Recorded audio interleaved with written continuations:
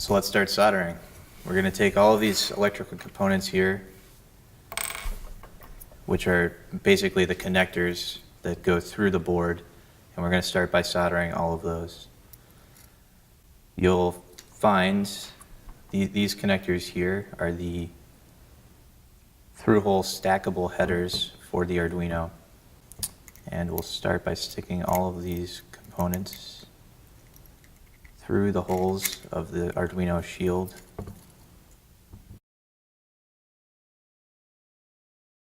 And then we'll go ahead and start soldering by flipping it over, using our fingers to keep those through the holes. And we get to start soldering. So grab your soldering iron. Keep in mind that all of the metal part of the soldering iron is hot, so you want to only hold it by this part. Hold it like a pencil.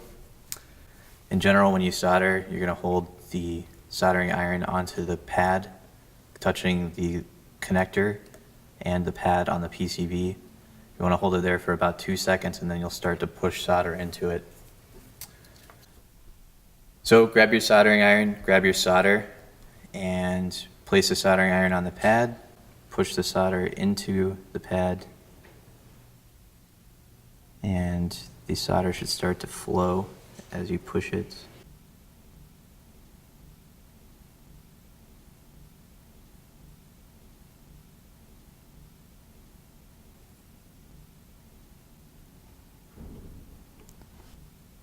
And we've just created our first solder joint.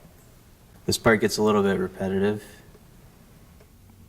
One thing to note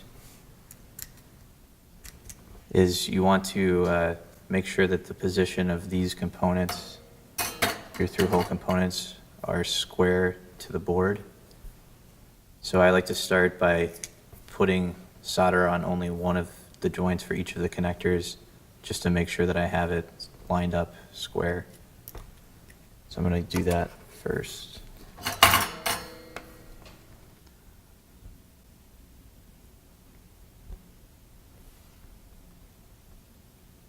So I'll go around to each of the connectors placing solder.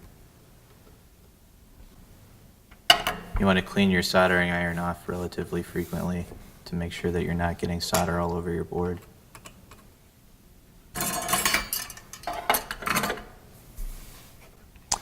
All right, now all of these components are tacked into place with one joint soldered. And we're going to go ahead and do all of the other components, through-hole components that need to be soldered onto this board. These connectors, the green ones, are able to fit together like so.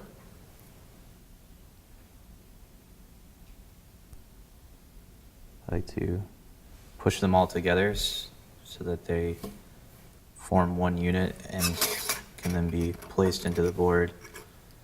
You want the silver part there. You want the silver part where the wires can enter through the board to be exposed. Flip them over and go ahead and solder those into place as well. These pads are much bigger, so it may take a little bit longer for the pad itself to heat up, but it should be a little bit easier to solder since you have more clearance.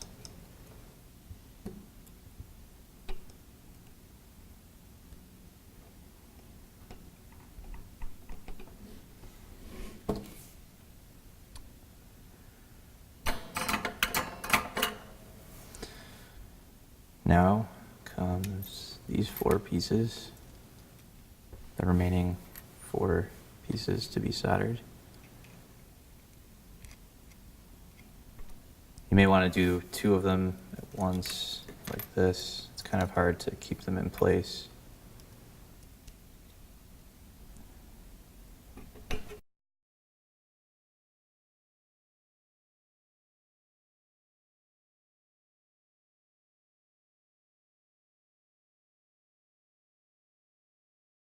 So you can see that these components are not at all square to the board. I just wanted to tack them in place so that I can hold the board upright, heat the solder joint from the bottom, and then once the solder starts to flow freely, the component will just fall into place. It may need to take a little bit of pressure.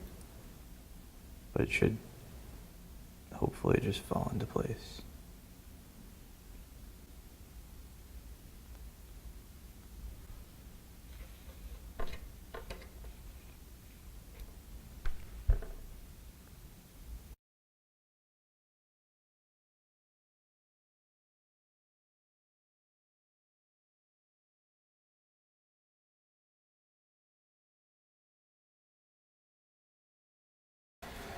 All right, do the same with the remaining two components. Just tack it into place very quickly. And then once we get everything tacked to the board, we can go through and finish all the solder joints. So